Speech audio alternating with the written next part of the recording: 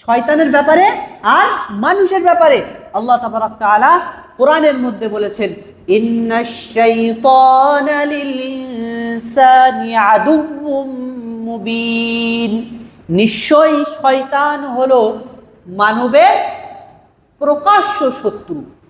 তাহলে এই যে শয়তান আর মানুষ, এর মাঝখানে শত্রুতা মারাত্মকভাবে আছে। এটা কি আল্লাহ তাবারক তাআলা কোরআনের মধ্যে বলে দিয়েছে। তো এই শয়তান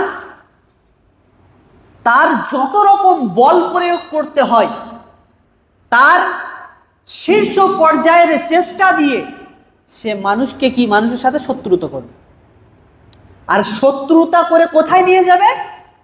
মানুষকে আল্লাহর পথ থেকে সরিয়ে দেবে, মানুষকে রাসূল সাল্লাল্লাহু আলাইহি ওয়াসাল্লামের তরিকা থেকে সরিয়ে দেবে, আল্লাহর আদেশ মানতে দেবে না, রাসূল সাল্লাল্লাহু আলাইহি ওয়াসাল্লামের তরিকা অনুযায়ী চলতে দেবে না। তারপরে কি করবে? এই মানুষকে জাহান্নামের পথে নিয়ে যাবে। এই দুশমনী শয়তান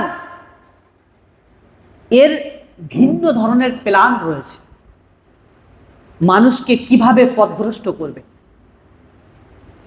মানুষকে কিভাবে সঠিক পথ থেকে জাহান্নামের পথে ঠেলে দেবে, তার সেই সব যে বিষয়গুলো কেমন ভাবে দেবে, এগুলো আল্লাহর কাছ থেকে প্রশ্ন উত্তরের মাধ্যমে নিয়ে চলে আসে।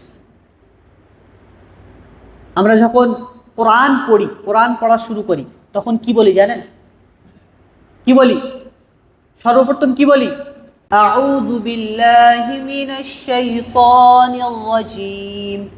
আউযু, আমি আশ্রয় চাচ্ছি, পানাহ চাচ্ছি, বিল্লাহি, আল্লাহর কাছে, আমি আল্লাহর কাছে আশ্রয় চাচ্ছি, পানাহ চাচ্ছি, বাঁচতে চাইছি, মিনাশ শাইতানির রাজীম, মিন মানে থেকে, আর শাইতানির রাজীম বিতাড়িত শয়তান।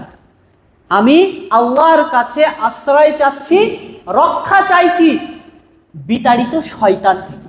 এটা পড়ে তারপরে কোরআন আমরা পড়া শুরু করি।